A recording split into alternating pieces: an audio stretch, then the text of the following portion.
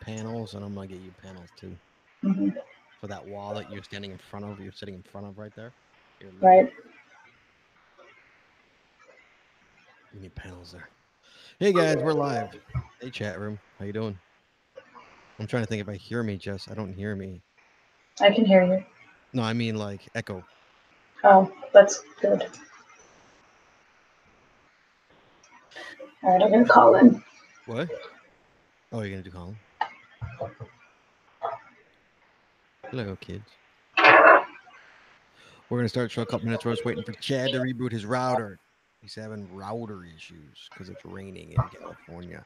The poor baby has like 80 degrees in rain, and he's moping about it. Yeah, Shorty needs a new mic. That's on the list. Is a new mic and a new. Now I'm hearing it, Jess. Is that coming out of your headphones? Jess Shorty needs a new mic and she needs a new soundboard, and she needs to soundproof. I'm gonna soundproof this room as well. I just gotta finish. You can see there's still boxes behind us, so we're getting there. We're not there yet. Slowly but surely.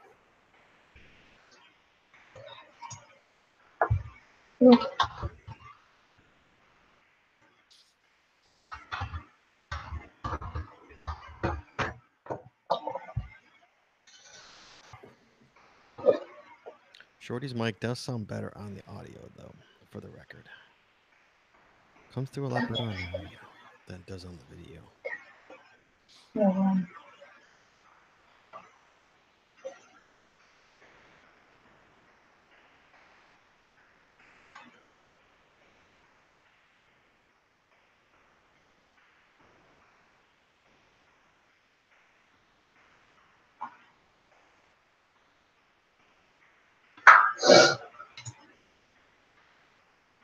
Inches, you're saying you're crapping out too.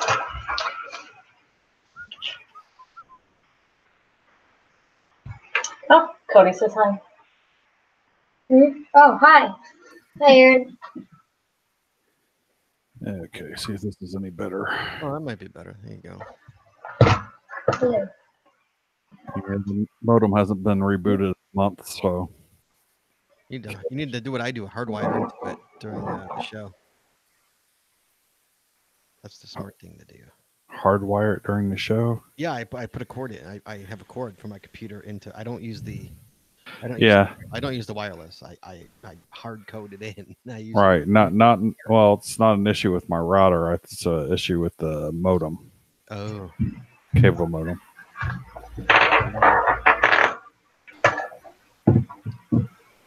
You're right there, Joe? I think so. What are you doing? Trying to arrange my desk. This is a totally new setup, so kind of not used to it. Okay. Okay, my camera just went off for some reason. Oh yeah, let's take your cameras off. Oh, Maybe I accidentally touched my touchpad and it happened to be on it. okay. Good. Jesse's sounding a little bit better, by the way. I'm not hearing the static going through there. That was weird.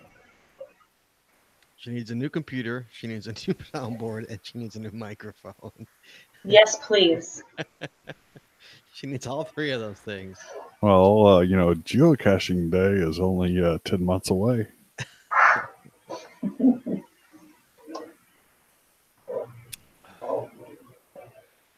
Okay, let's start. Is everybody ready?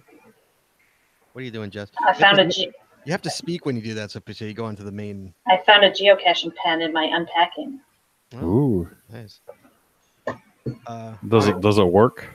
It actually does. I did throw a lot away that don't work. This one does. That one actually works.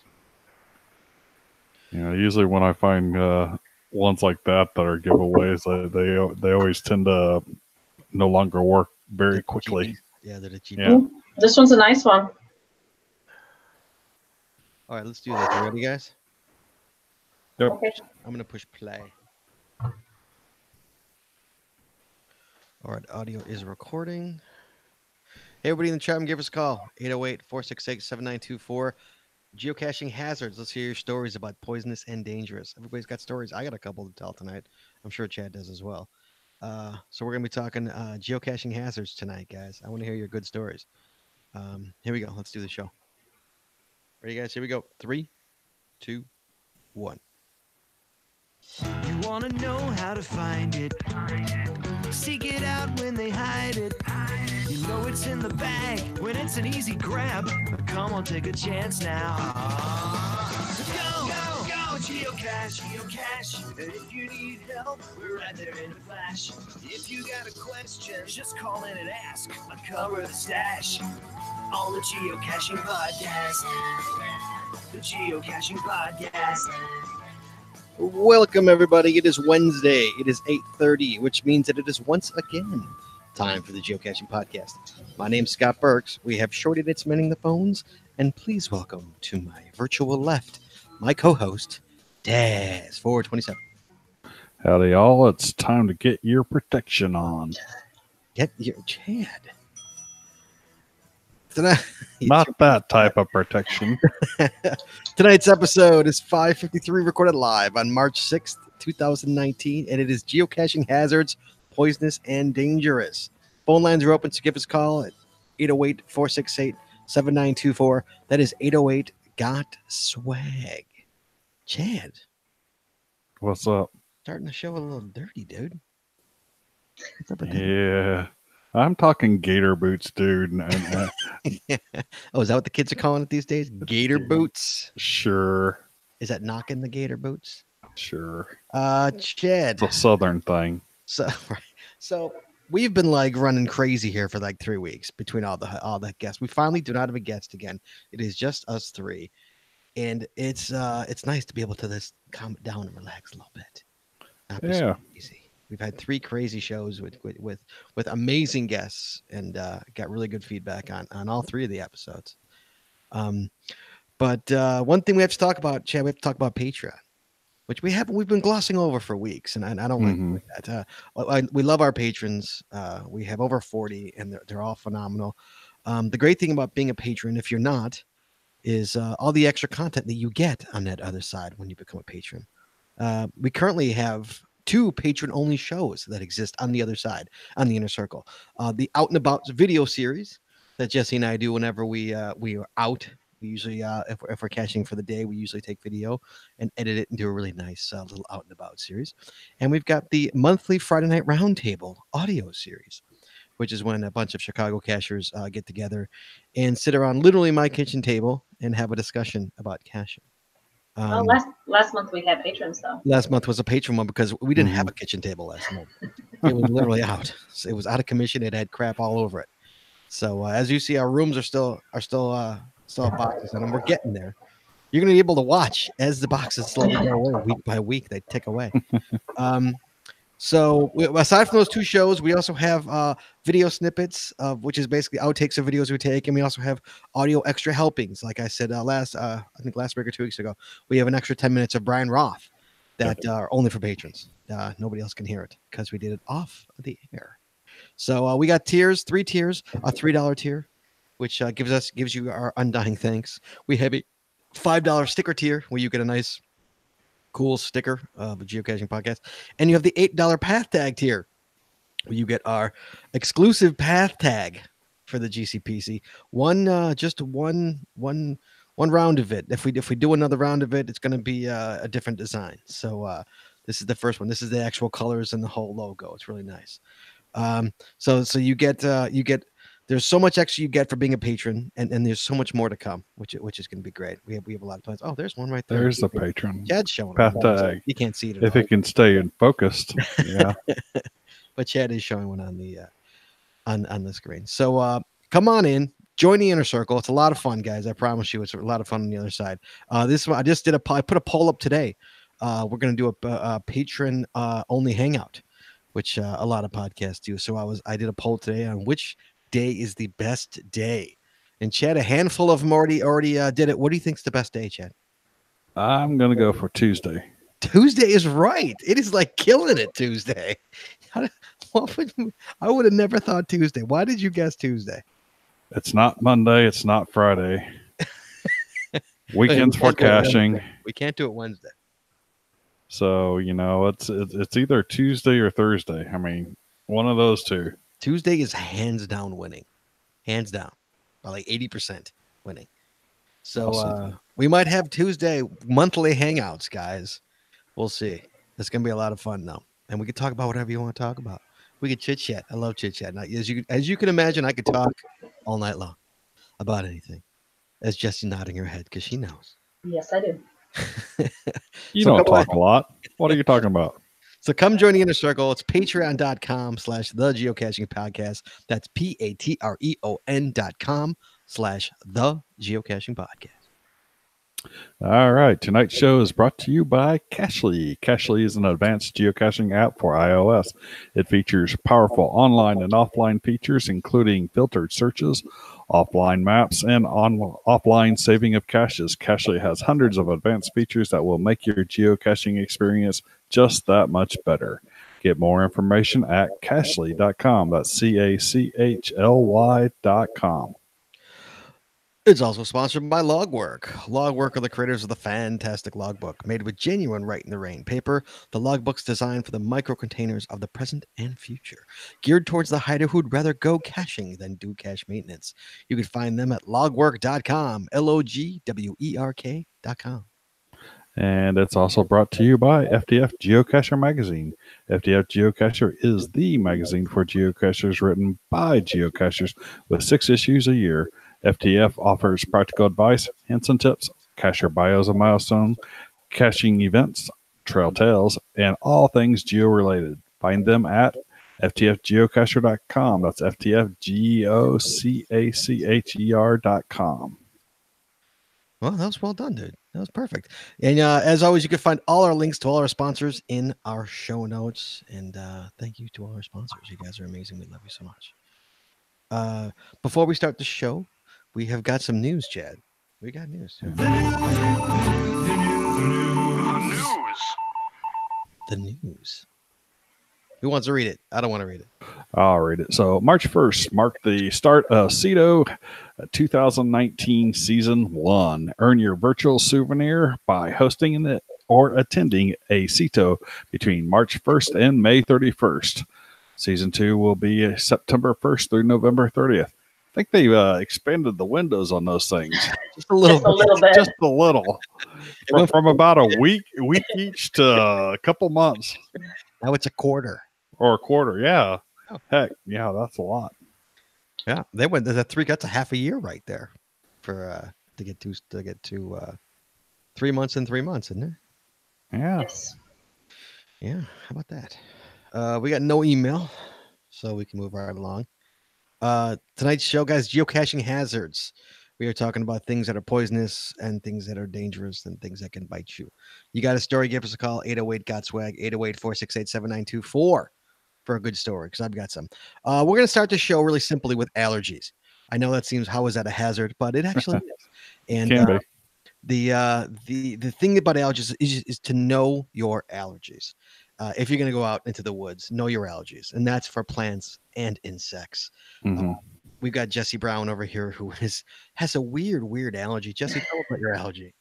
I discovered through geocaching that Yes. I am very allergic to a particular kind of evergreen bush. I don't know what it's called, and it took me a few times of reaching in and actually touching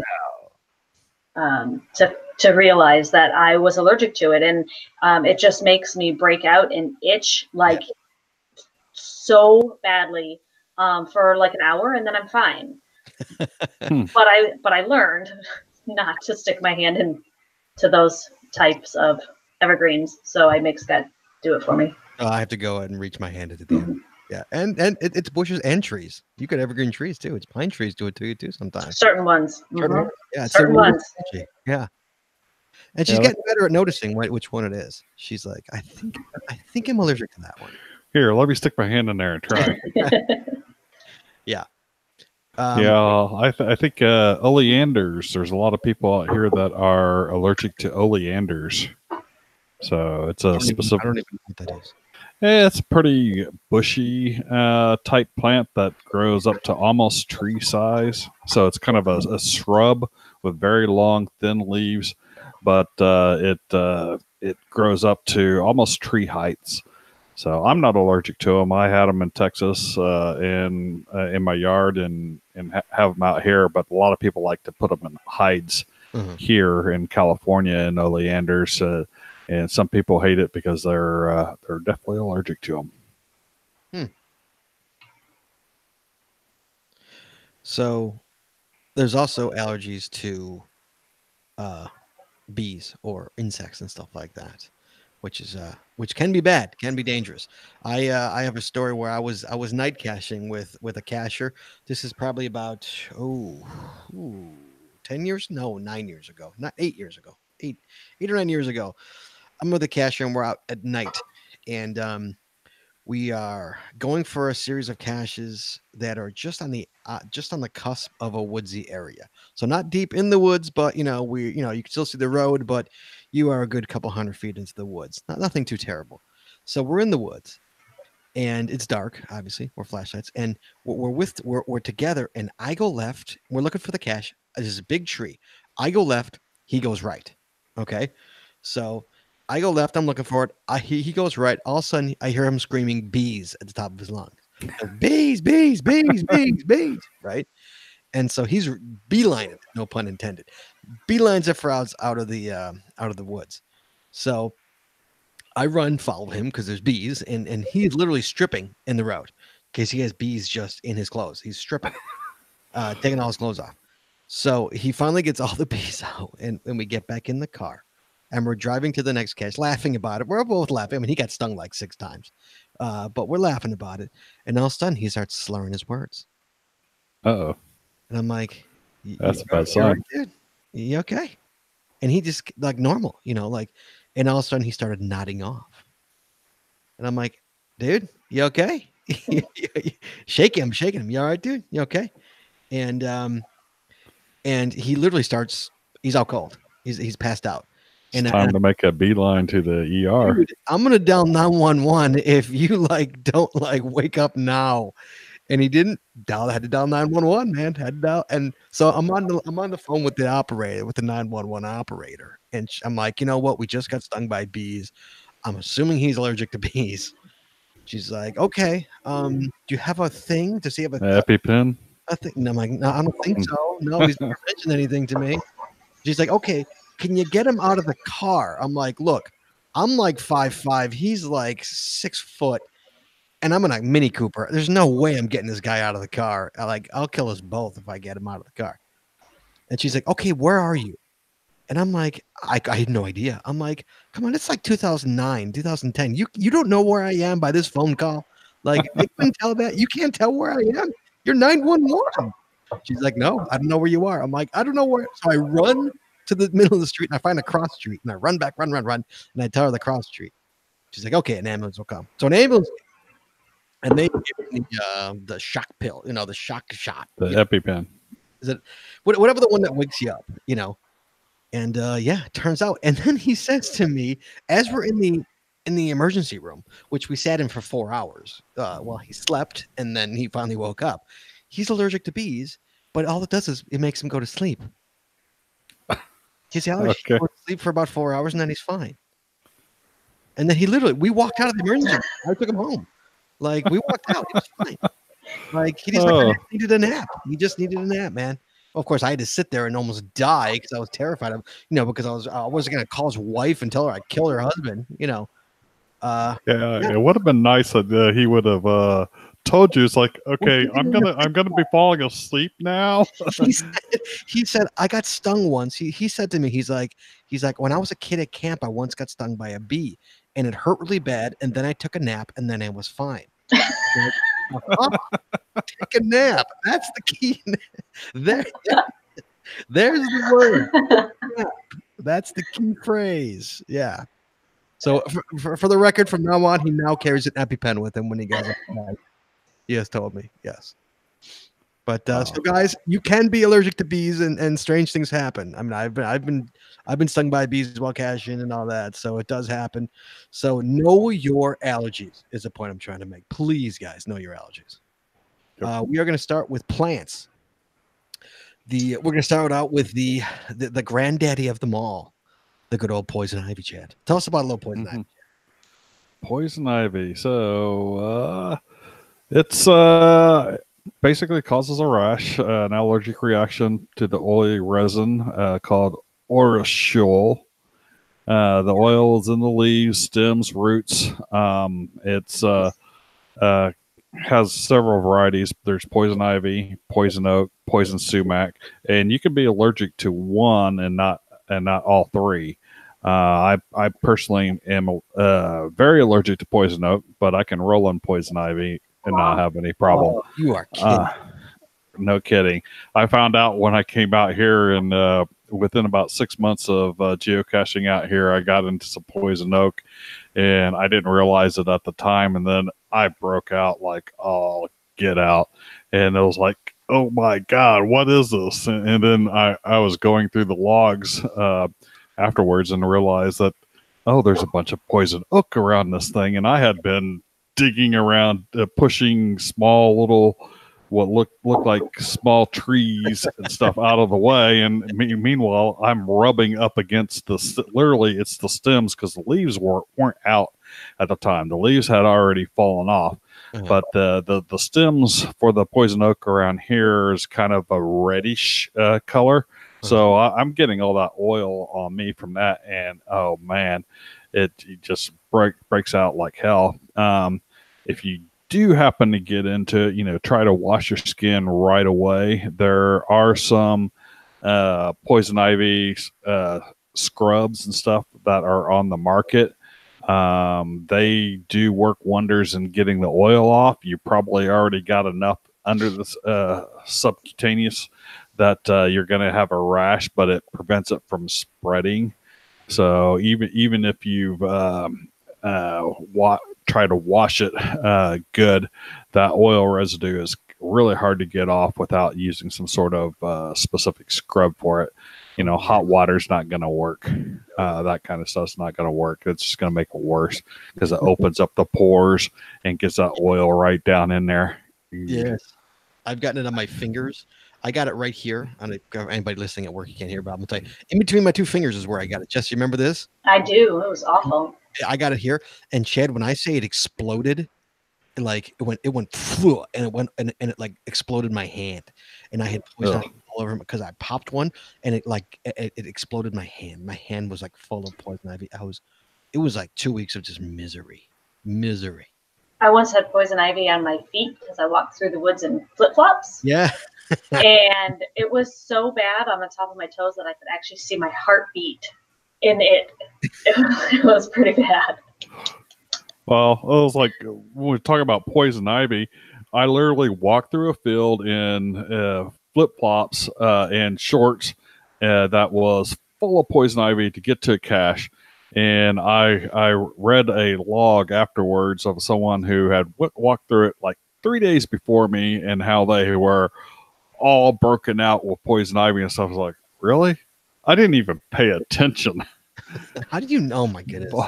But if you're not allergic to it, and you're not allergic to it, then it's not a problem. And you don't think about it. But now that I've been out here, I really pay attention to the bushes and stuff that I'm pushing out of the way. Occasionally I'll start out the beginning of the season and start moving stuff. Like, whoa, hang on, let me take a look at that first. Right. But you learn your lesson pretty good. When people actually hide the geocache in the poison ivy, those are my favorites. What people don't realize is in the winter, the leaves aren't on the vine, but the vines are still there, and the vines are actually, they still have the oils in them. And so even if there's no leaves on them, you can still get it in the winter when it looks like it's dormant. But what happens is people go zip tie something to that vine in the winter with no leaves there, not knowing that it's poison ivy, and that's a big problem. Yeah. Yes, my all-time. Well, so signs and symptoms of the poison ivy rash, Chaz. Redness. Oh God, yes. Mm-hmm. Itching. God, yes. Definitely. Swelling, Chad. Mm-hmm. Blisters. Oh, the blisters. The blisters. Difficulty breathing. If you've inhaled the smoke from burning poison ivy. Oh God, no. Don't ever burn Wow. poison ivy. Goodness. Wow. Somebody in the chairman says use Dawn dish soap to wash off the oils and use a washcloth. I've heard about that too. Using that. Yeah. Yeah, And- I've heard that too. And one other thing that I'll suggest is actually a combination of bleach water and just use a washcloth and kind of drape it on because the bleach will help extract the oils and dry it out and helps it heal a lot faster. Yes, bleach. Yes. Well, there's one comment in here about especially if it's on your face or genitals. I can't say that I'm 100% not allergic to poison ivy. I did find out that around my eyes and my genitals, after having to answer nature's call. Recently, after touching poison ivy and thinking to myself, it's like I'm not allergic. I recognize that I had touched it. I'm not allergic. And then about an hour later, nature called, and I didn't think anything of it. I was in Dallas at the time, and it was like I called my wife home. I was like, "Look, I think I got poison ivy on it. on my genitals." I was like, "What do I do?" Yeah. And she sent me to the store to get some. That's where I found out poison ivy scrub, and it was like, oh, what a relief. Yeah. Jesse, you know my story, Jesse. I know your story very well. Jesse and I were in Wisconsin, and we're down that deserted road, and I gotta go. Right. Mhm. Although I gotta go the hard way, like at number one, But lucky I'm smart and I always carry toilet paper in the car. And that's a life hack right there, guys. Carry toilet paper in the car, especially if you're a geocacher.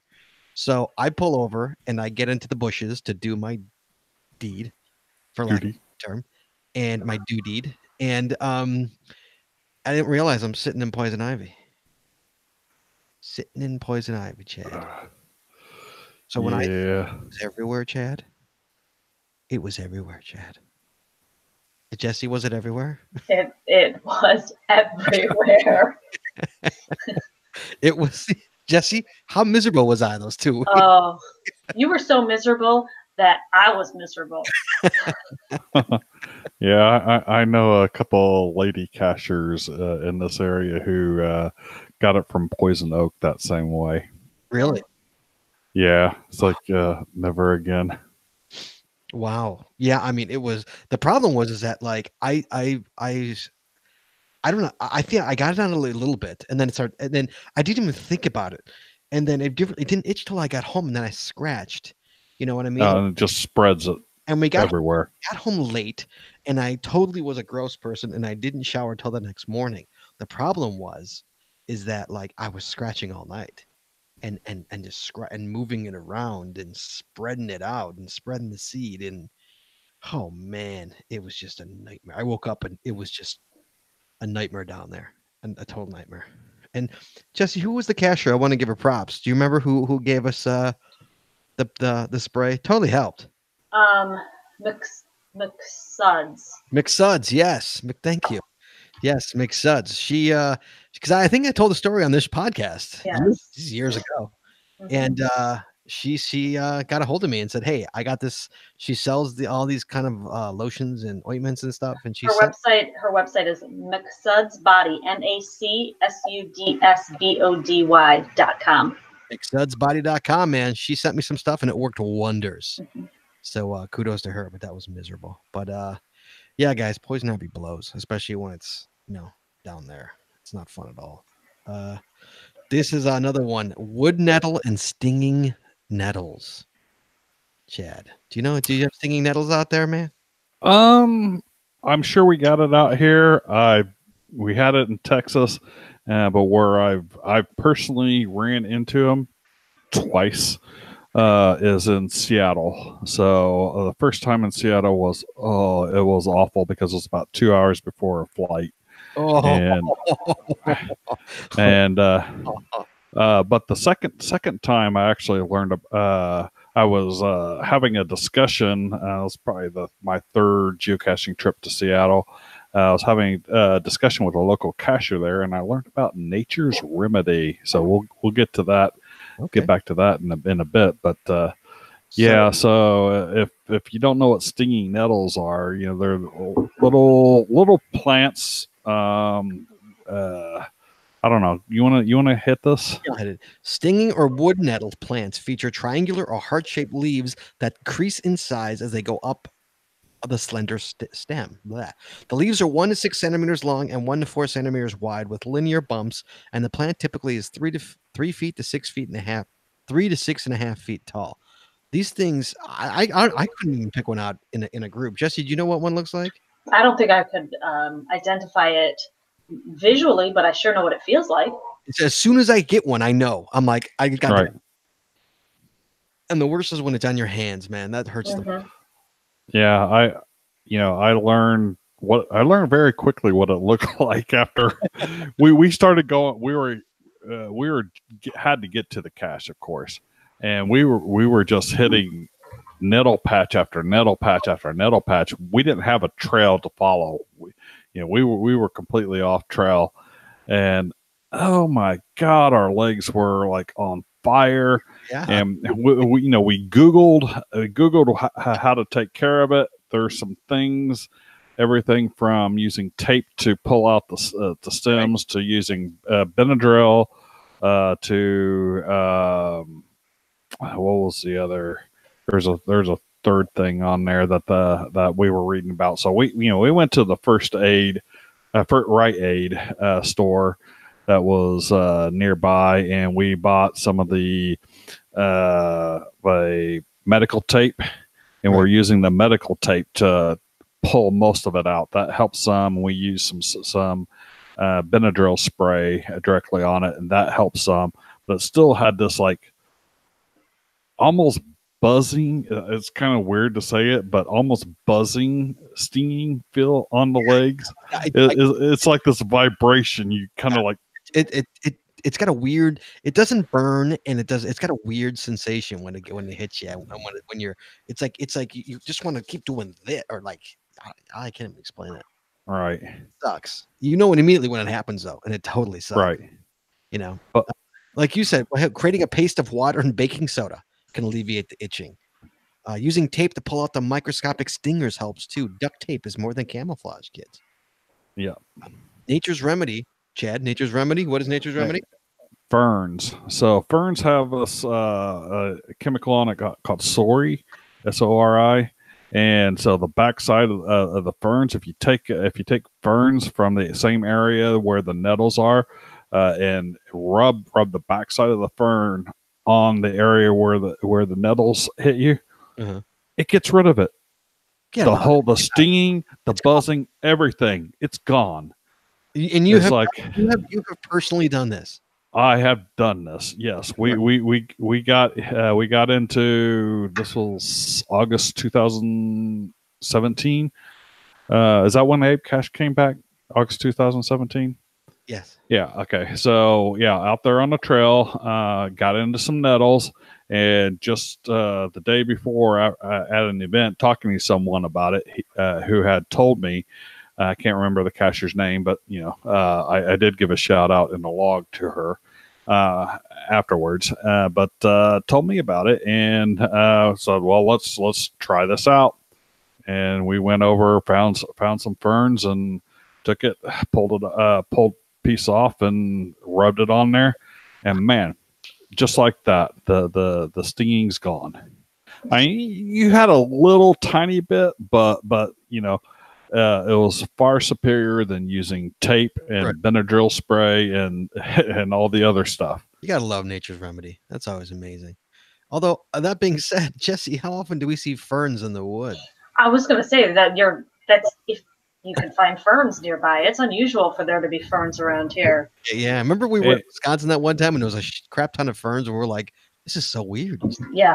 In Illinois.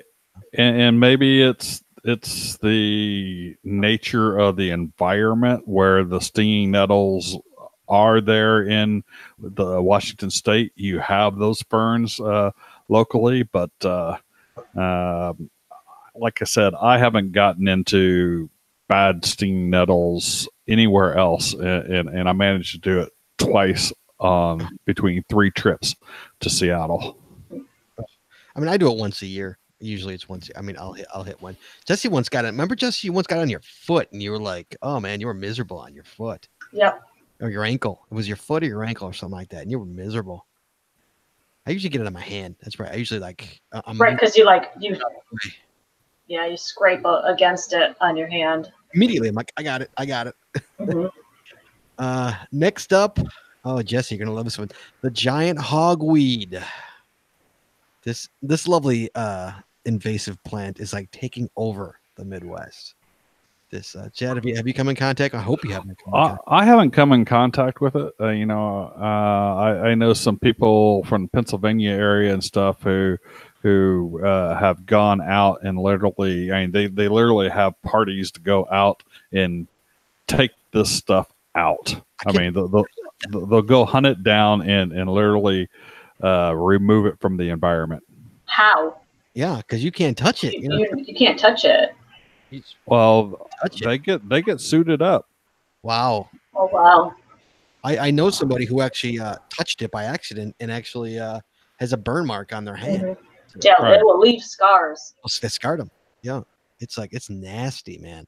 And now you're starting to see whenever if you go into near the beginning of a preserve, at least out here in the Midwest, they will tell you it's there. Like they will give you a picture of it and they say, "Do not touch this," And sadly, remember Jesse, we were on that one trail and it would just explode and it was everywhere. Fields. It was a field. Was there the hogweed. It was everywhere. It's terrible. Absolutely terrible. So how do I explain, Jesse? How do you explain how this looks like? It's very similar to Queen Anne's lace. Queen Anne's lace? Right. It's similar, but it's a little bit different. It's taller. It's taller, it's bigger, it's taller. The flowers, I think, are more dense and bigger. And I think the stems have red, if I remember correctly. There's like red. The white ones that look like spaceships or something like that. Weren't those? Mm-hmm.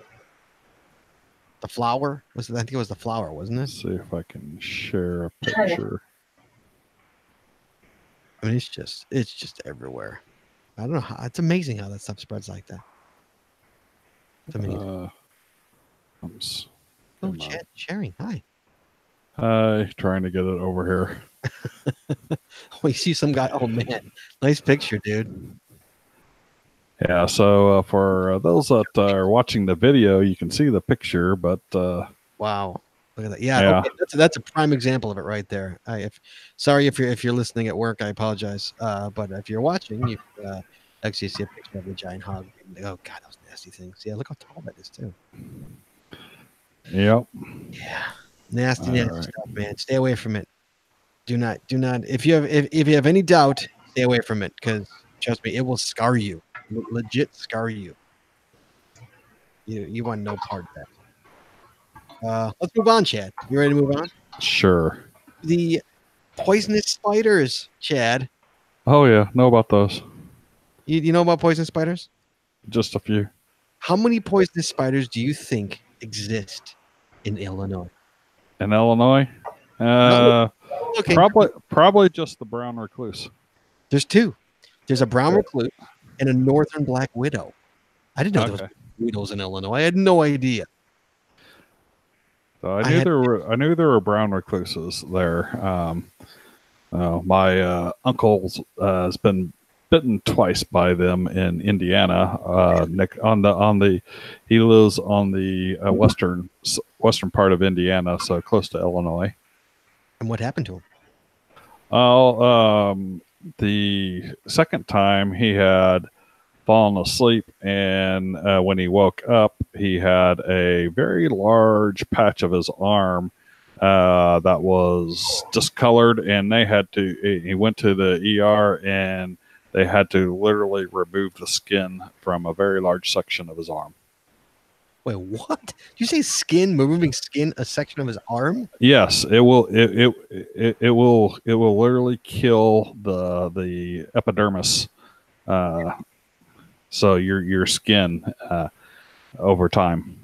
Really? Yep. Wow. No. Oh God. Yeah. I mean, one of the beauty parts about living in Illinois is nothing here will usually kill you in the woods. You know, virtually nothing. But like these things, I don't know. Have you ever seen one of these? I don't even know if I've ever even seen one. I've seen them. And Illinois is like nothing here. I mean, we go to California where you live, and there's a whole slew. There's the Arizona recluse, Baja recluse, Chilean recluse, the desert recluse, Martha's recluse, Russell's recluse, the brown widow, and the western black widow. Dude, what doesn't kill you there? Those are babies compared to Texas ones, though.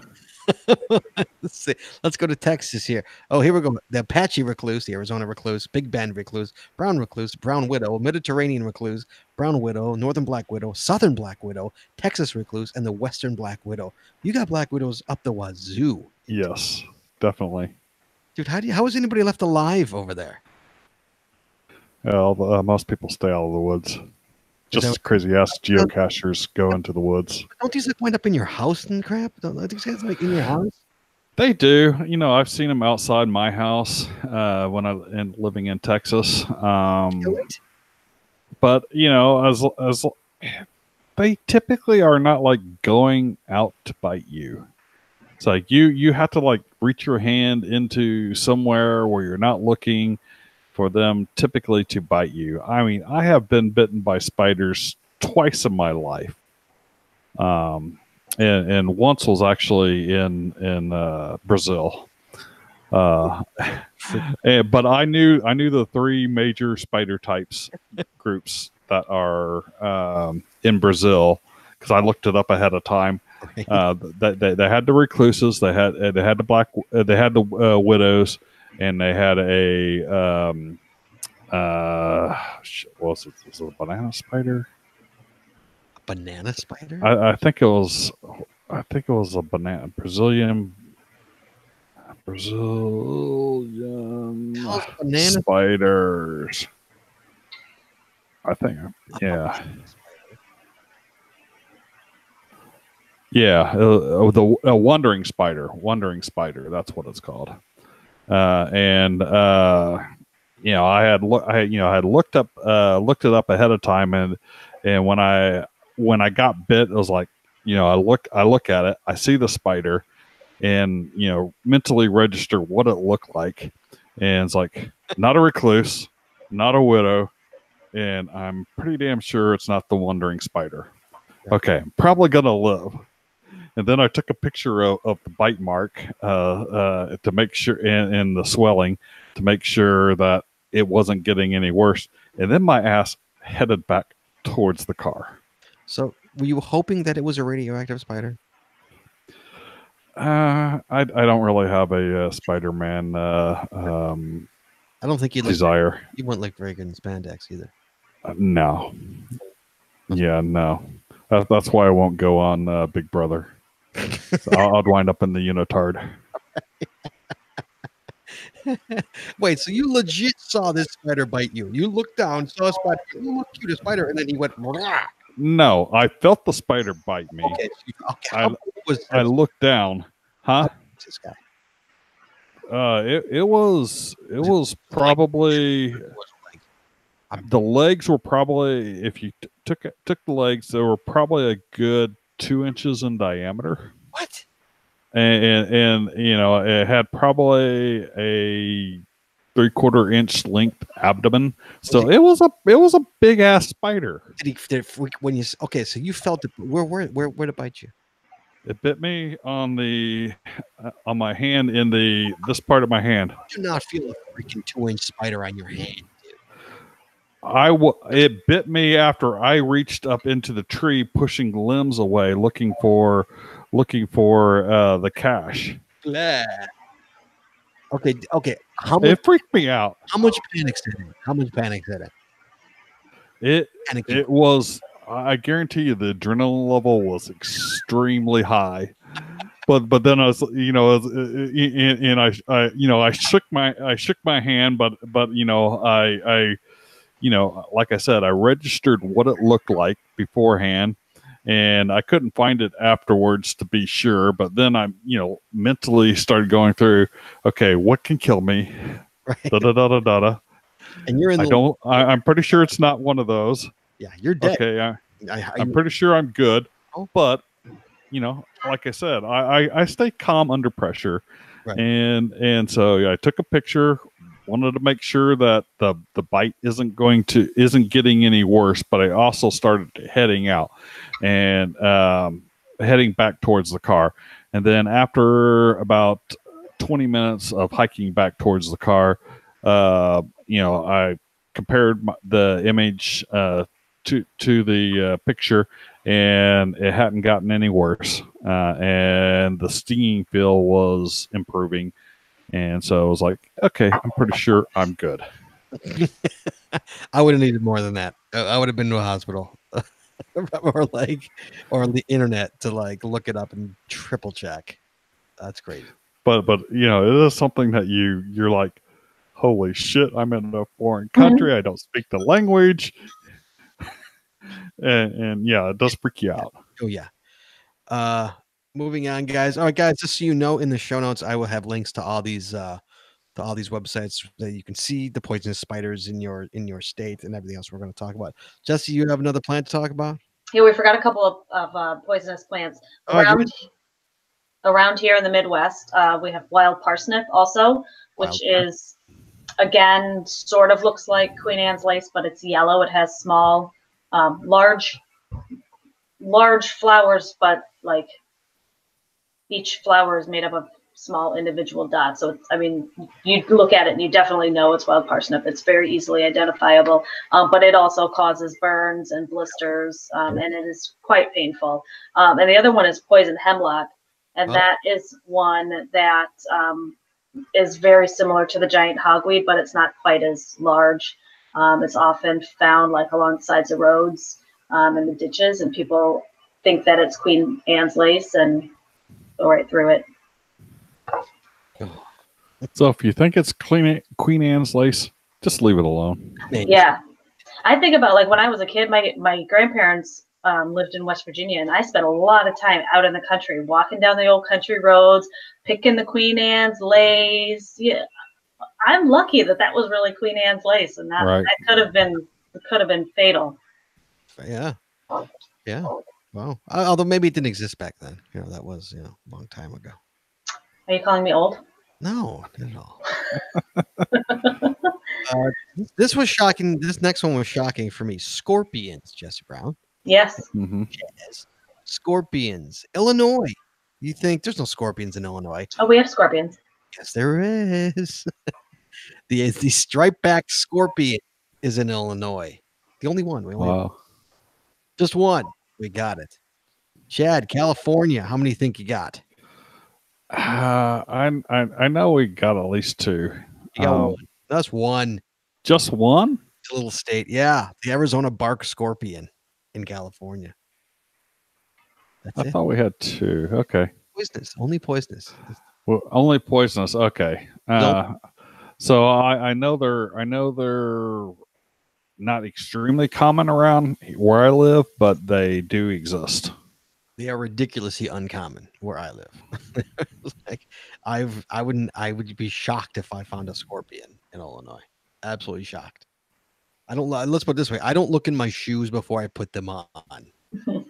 Yeah. Don't need to look in your shoes before you put them on here either. So you're not unless you live on the desert side of things and you're leaving your shoes outside for some stupid ass reason. Maybe they were stinky. How do you know? Maybe you're camping. Oh, that's a good point. There you go. See, you leave, you take your shoes off. You check your shoes because even in Texas, you've got the striped backed scorpion. The striped backed scorpion is in Texas. That's it. Only one bad one, scorpion. Yeah, and I'm pretty sure they're not anywhere near Houston. So I've never seen a scorpion in the Houston area. Only New Mexico and Arizona have 2. Everybody else has 1 or none. Okay. East Coast, not on the East Coast or South, like southeastern. There we go. I got it there. It took the roundabout way. Like Delaware, Florida, Georgia, all those, none. Yeah, they tend to be more desert oriented. Yes, they are, because Arizona's got 2. So what the hell are they doing in Illinois? I don't know. Scorpion, how about Indiana? No, none. Here's an interesting part. 1 in Illinois, none in Indiana. Now, how is that? That just means that somebody in Illinois had a pet scorpion and put him out. Because, like, how does that happen? So does Illinois have any like desert sand areas or anything like that? No, I mean, you got Lake Michigan beaches. That's about it. No. Okay, well, Indiana has some sand dunes areas and stuff like that. So I was kind of wondering if they were maybe in some of those areas. Anyways, Indiana has 0. wow. Okay. Go figure. So there you go for the good old scorpions. Yeah, I've only seen them in zoos in Indiana. I don't even like. Here's a good one for you, dude. You ready for this? Mm-hmm. Alligators. Chad, have you ever had to worry about alligators when you were caching? Oh yeah. Have you? Oh really? yeah. You're in Texas. Definitely. Alligators don't mean nothing to me. The only time we worried about alligators was when Jesse and I cached in Florida. That was the only time we were worried about alligators. Other than that, I wasn't even that worried about. Oh, kayak caching in the bayous and stuff. Gators every friggin' where. I mean, you'll actually needing to kayak up through a little channel in a bayou, and there'll be a gator that's staring at you. And when you get about 100 to 150 to 100 feet away from him, that gator will literally go below the surface. And then after you get you'll paddle right over the top of where that gator was. And once you get about 100, 150 feet away from him, it'll pop back up from the surface. Oh, God. And at night, kayaking at night, doing kayak caches, you got your flashlight out there. Oh, you see all those beady eyes looking back at you, thousands of them, and you realize how many gators there really are there. Oh, there's a park, Brazos Bend Park is about 7 miles from where I lived. Over 300 adult male, over 1,000 total gators in that park. Plenty, hundreds of geocaches in that park. Wow. No, so gators, guys. So make sure you never. I don't know. I have to tell you this, but like, never feed the alligators. Don't feed them. Don't even play with them. Leave them alone. Observe and photograph them only from a distance. Seek medical attention if you're bitten by one, obviously. And don't dispose your fish scraps in the garbage cans or boat ramps and fish cans. Do not throw them into the water. Although you are not intentionally feeding alligators when you do this, the result can be the same as in you are feeding them.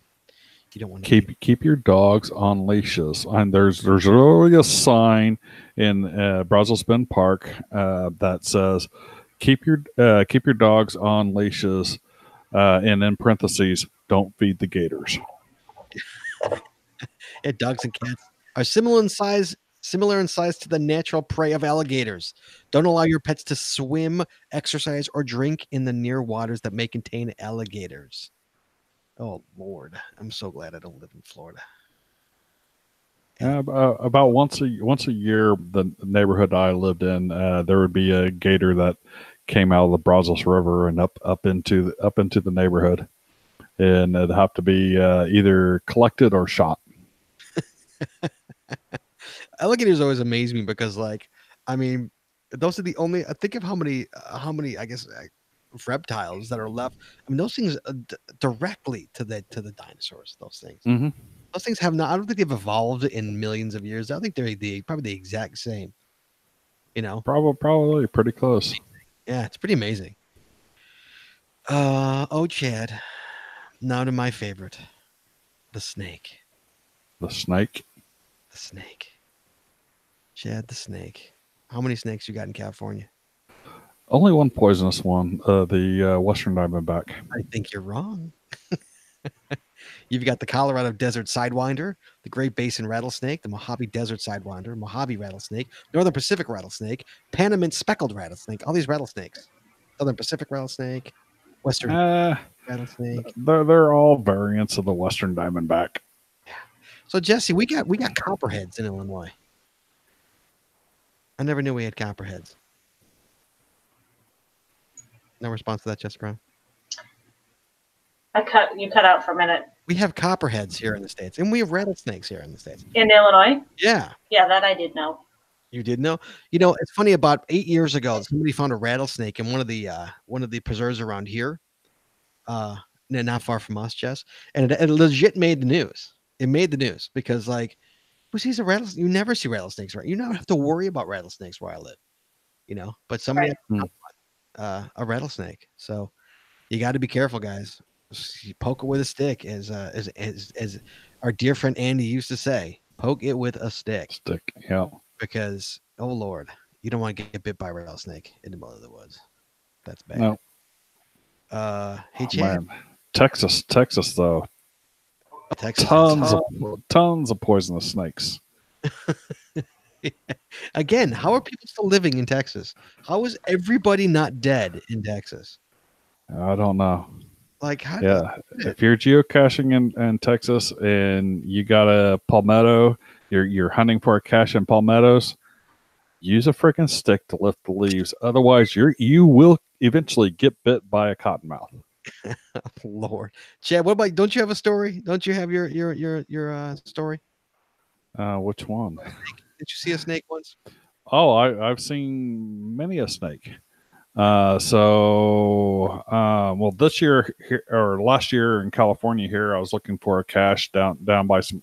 They got a bunch of granite rocks, large granite rocks, and in they hide caches in the cracks of those granite rocks. Well, I'm hunting and looking for one, and then all of a sudden I hear, the rattle sound going off. I was like, oh, a rattlesnake there. Well, let me take a picture. I took a picture, and I think it felt the vibration in the air from the fake shutter sound that the phone makes, and it got even more excited, and then slips down in the crack, and then I hear another one rattling close by, and it's like, okay, it's time to DNF this thing.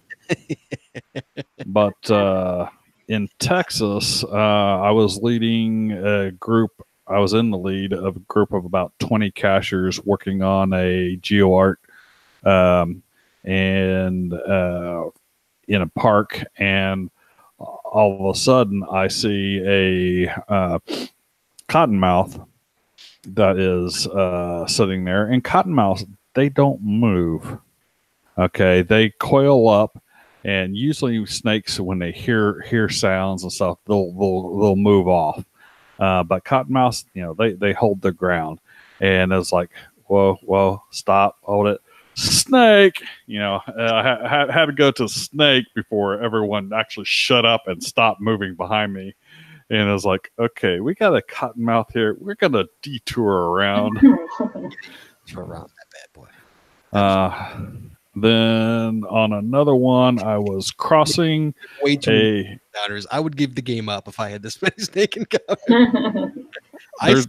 There's a video of me jumping off a log into the creek, because at the other side of the log was a coral snake. So I was trying to remember what it was. But I've seen a few. Actually, I went several years of geocaching in Texas without seeing a snake while geocaching, and then the last year or so of living in Texas, I saw 3. Did you carry a snake bite kit with you? No. Were you dead if you got bit? No. No, you don't think you'd be dead? No, I would make it to hospital. You think you'd make it? Huh? Yes, snake bite kits are, unless you're like really, really desperate, they're useless. Really? Yeah, So you that's. don't recommend cashers carrying a snake bite kit? I would not say don't, because that's a good way to get yourself sued. But I personally do not carry a snake bite kit.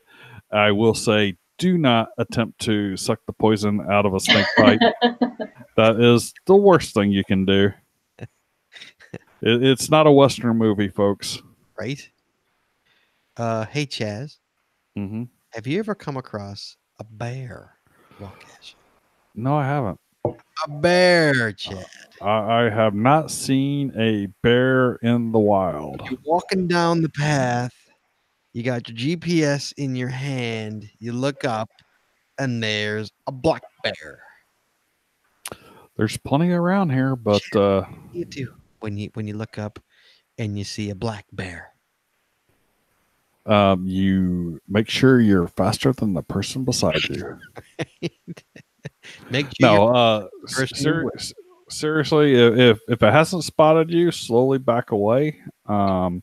If it has spotted you and it's like up on its hind feet, make yourself large. I mean, if you make yourself large, they get intimidated, and they will go off. If it is a mama bear with her cubs, you just start backing off. Don't try to make yourself big, because mama bear don't give a crap if you're big. She's gonna eat you. Okay, she's gonna protect her cubs. Back off.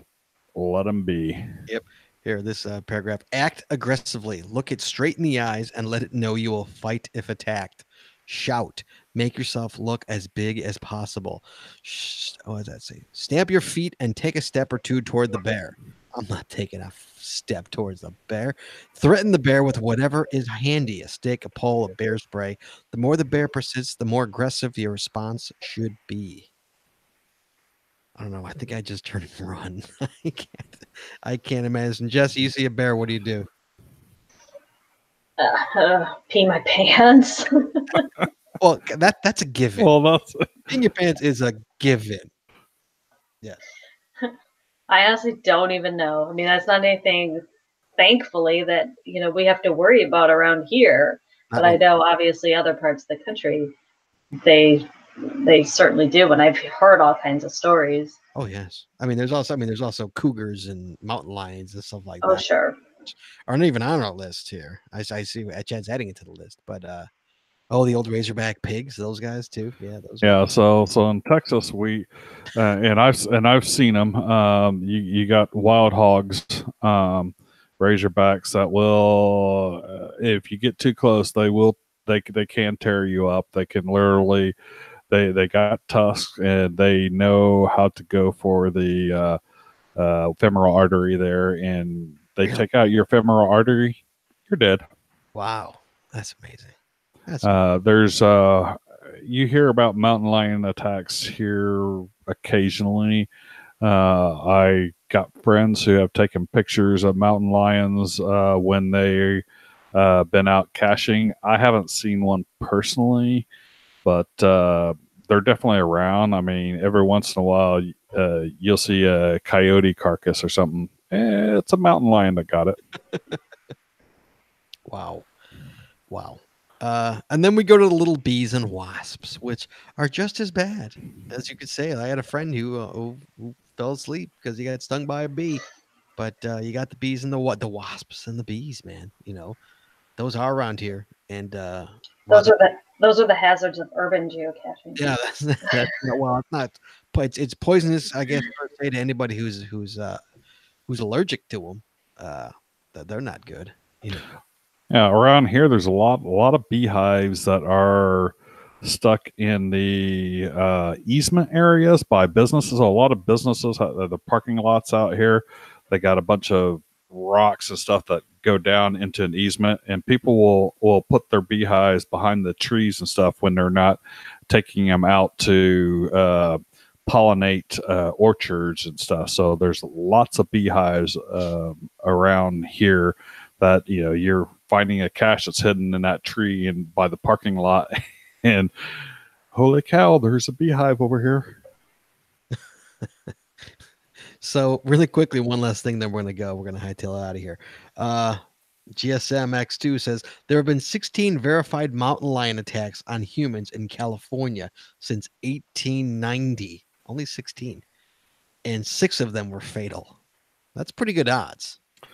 That's more fatal attacks by mountain lions than fatal gator attacks in Texas. Really? In that amount of time. Really? You don't die from a gator in Texas?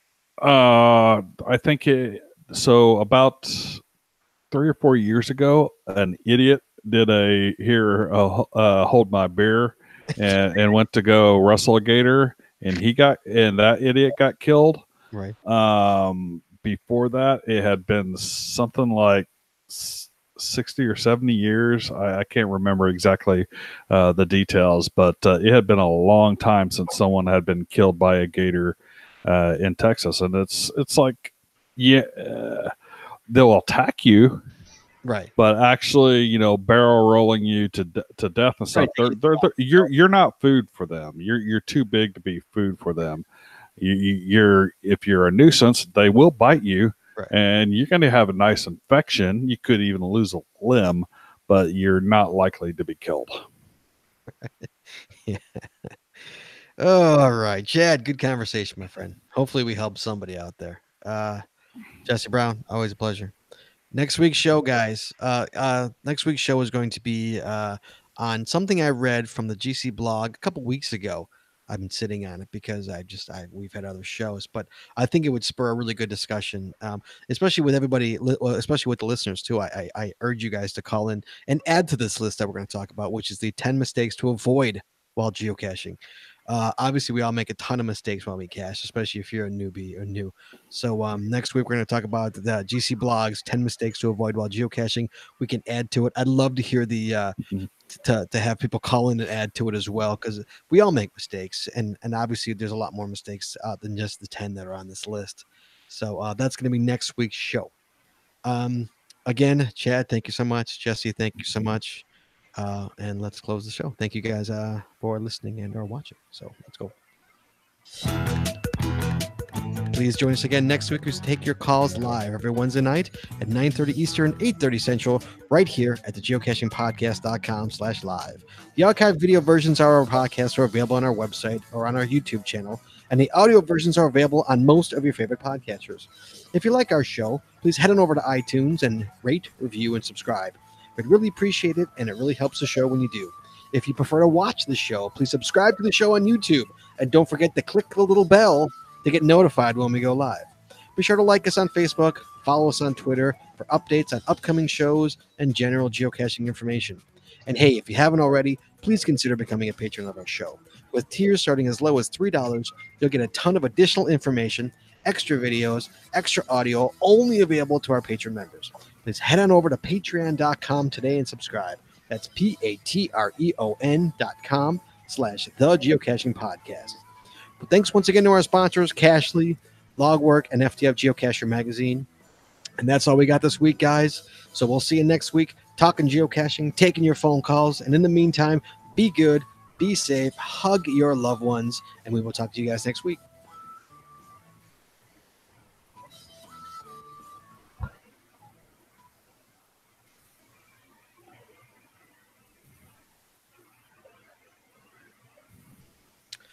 All right, we are clear. There you go, guys. Chat room, awesome as always. Thanks, guys, so much. And give us a call next week about the 10 mistakes to avoid.